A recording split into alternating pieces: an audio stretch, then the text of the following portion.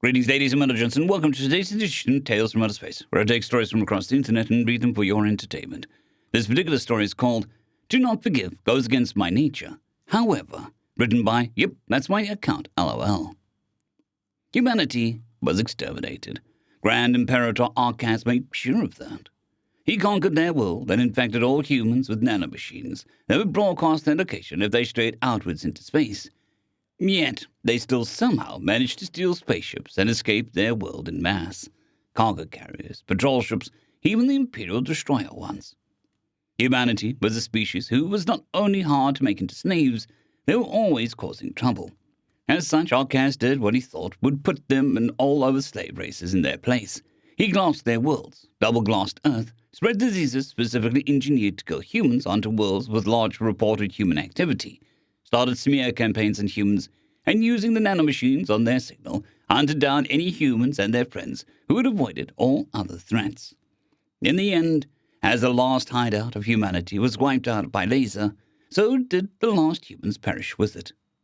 Arcas was slightly saddened. He was unable to do the honorary for Arcas, not humans, execution of the last human. It was tradition at this point, damn it. And that's where the story of humans has ended. Valiant defenders were crushed in the end. Or so it seemed. About 150 cycles after the purge of humanity, a nanomachine signal suddenly appeared. Not only that, it was human. A human somehow survived the end of their species. Arcas was mad at the fact that a top-notch extermination force failed in their goal, but also happy. He finally could have that honorary execution he wanted. The signal didn't specify any cybernetic or bioengineering augmentations, meaning that this human wouldn't be able to fight back. Not like they could anyway. Humans were always subpar to Grenadians. Arcas prepared himself as his Imperial dreadnought set course for Pluto, a human planet. It was glassed back when humanity was being purged, but was repurposed and terraformed to act as a spiritual hub. It housed one of the largest holy churches of Arcas, although Arcas wondered for a moment, why the hell was a human in not only a place that they should be despairing as much as possible, but also in a place that had one of the largest on-planet enforcer forces? He didn't ponder long. He just thought the humans were an utter imbecile. Arcas took his dynasty's fabled sword, the Extirpator, dressed in the finest garments he had, and strolled onto the main bridge. They would be in Pluto in 2 hours. It would be enough for Arcas to assert his dominance once again. And I'll have you all know, I'll have your parents incinerated alive for this failure. I thought you all did your goal of exterminating the humans, but no, you forgot one. Fucking idiots. The bridge was terrified. Maybe. Some probably just faked being terrified. Arcas, despite being the glorious and all-knowing leader, isn't well known for good threats. One of the crewmates on the bridge exclaimed, a bold mistake.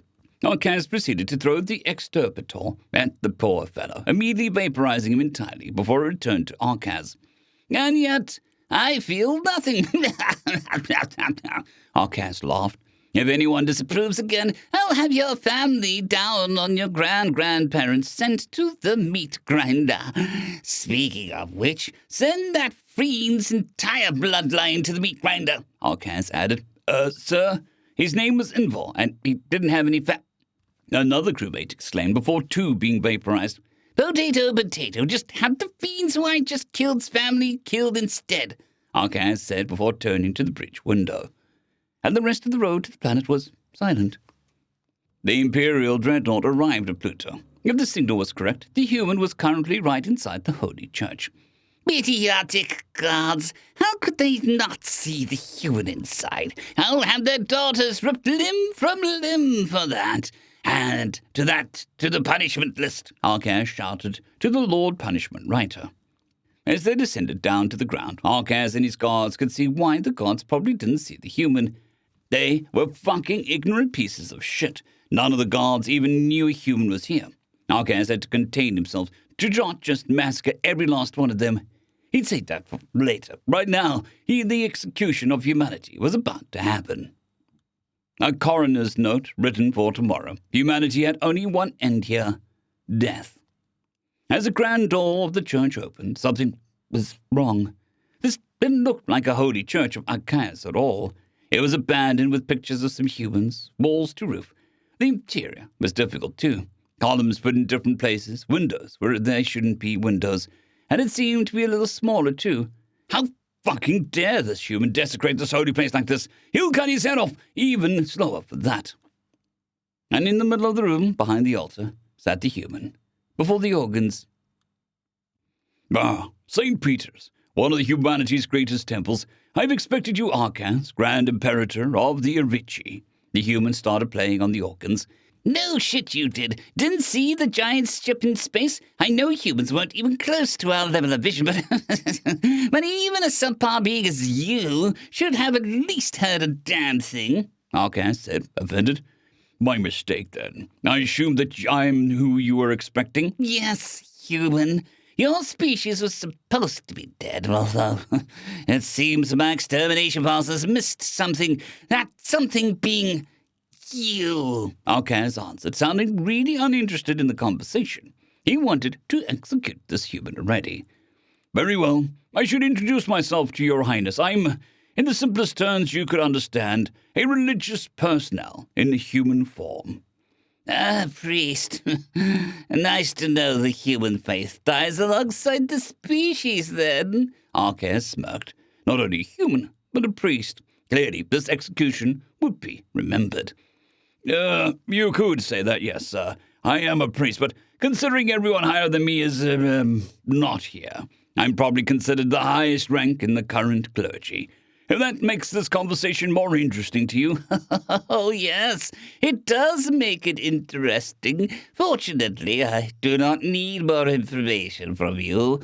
I already know everything about humans, and frankly, you're nothing interesting. Archas clapped his forearms together. Holy Inquisitor Briggy, prepare him for execution. Holy Inquisitor and Briggy nodded slightly before advancing upon the human. Slowly, he moved through the church towards the human, before suddenly stopping.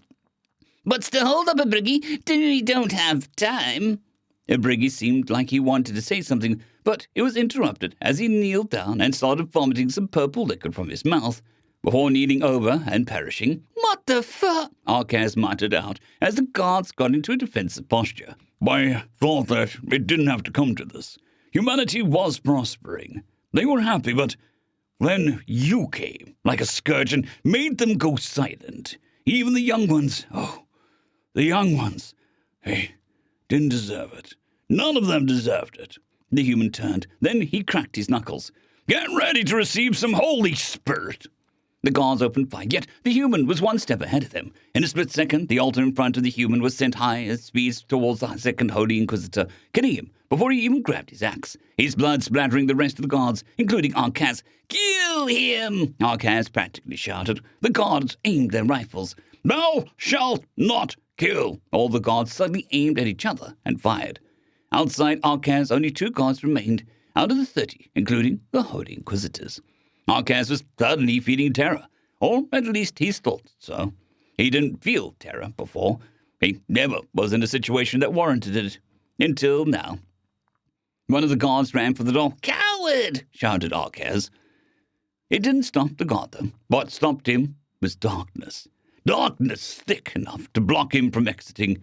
There was no way out. Seeing no other option, the escaping guard grabbed a nearby table and threw it at the human. Thou shalt not see! The guard turned into wood.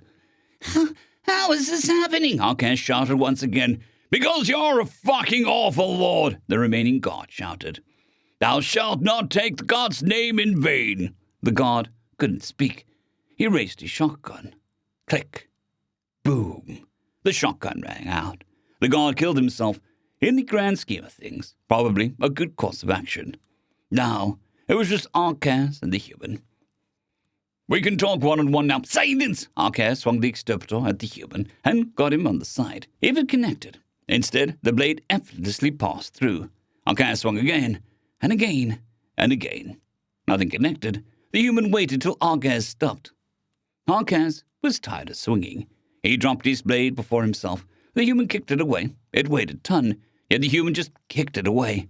Then he spoke. Are you satisfied? Archas didn't respond. He climbed up to his feet. he won't be kneeling down to someone. I assume that you were satisfied. In that case, the human hit Arcaz with a cross from the side. Arcaz was thrown a small distance. Arcaz was visibly bruised. That hurt a lot. The human slowly came over and grabbed him by the head. Have you not pondered about the sins you commit? Have you never stopped and thought about how disgusting your unquenchable thirst for power was? The human punched him in his torso before dunking his head into a basin of water. The water burned his face. This was not water. This is acid. Yet it looked like water. His head was pulled out. Have you never realized that all the murder, all the genocide, all the child assault? The human threw Arcaz to the ground on his back.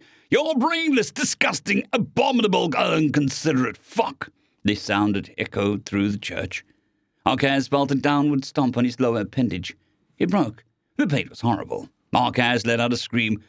My father, he always taught me to forgive, even the most despicable humans, to those who betrayed me. I forgave them all.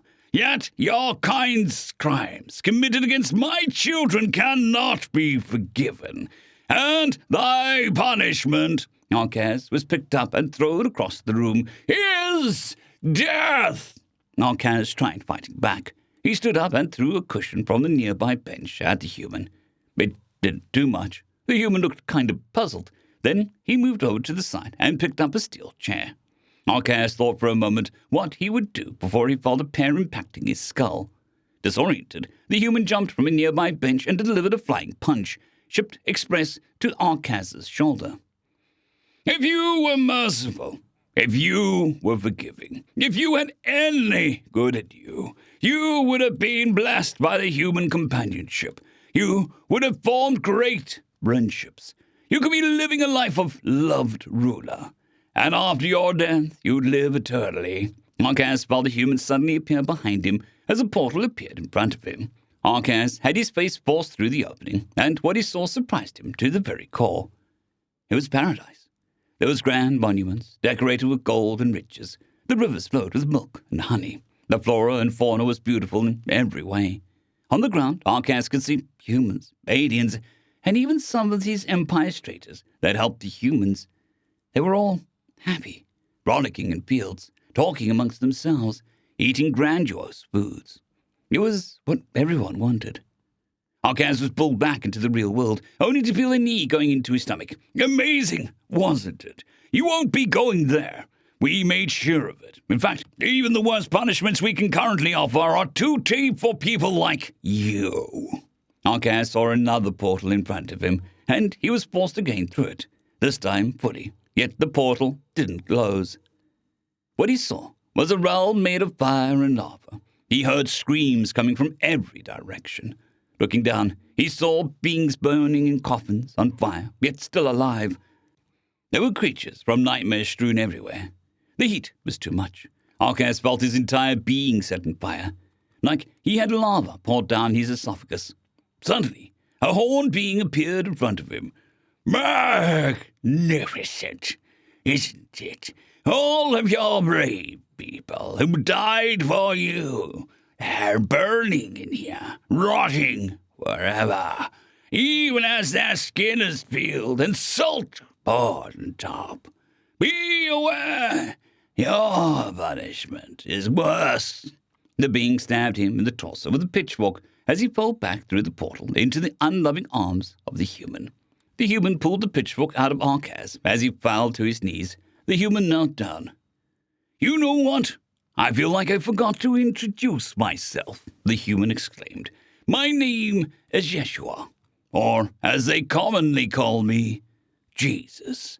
I was destined to come back for the second time, to save all the faithful living and dead, and then judge my enemies. Now, imagine my surprise when I descend onto earth once again and all of the believers are dead, and the world is filled with my enemies and their enslaved victims. He was silent for a moment. It meant I could go straight to judgment, and my judgment was, you were unsavable. Jesus moved over to the organs as Arcaz bled out slowly from his wounds. Now that judgment day is over, this world may start anew. All the faithful are in heaven. Those who are enslaved and those of your race who are compassionate will join them. Yet you and your kind will be forgotten. It's for the best. Jesus raised his hands high above. He slammed them into the keys of the organ. And then it was darkness. Arcaz could feel everything, yet there was nothing. In spite of there being nothing, Arcaz felt agony. Every one of his atoms was experiencing agony beyond explanation. He had no mouth, yet he wanted to scream. Then a voice rang out, "Let there be light!" As the universe was remade, stars are reborn and expire. A new species take to spaceflight. Arcaz is there, seeing it all, yet unable to partake in it. Despite all the pain, he doesn't start tolerating it. The Ivich species came into existence, yet they weren't ruthless no more. The new ruler was compassionate and just. The world was a better place, and many people were happy. Yet for Arcaz, only 1 second of eternal punishment had passed. End of story. I'd greatly like to thank our Tier 5 channel members, Casper Arnholt, John Creighton, Manatharia, 050, Dragzoon WRE, and Elijah Silvercross. Thank you very much.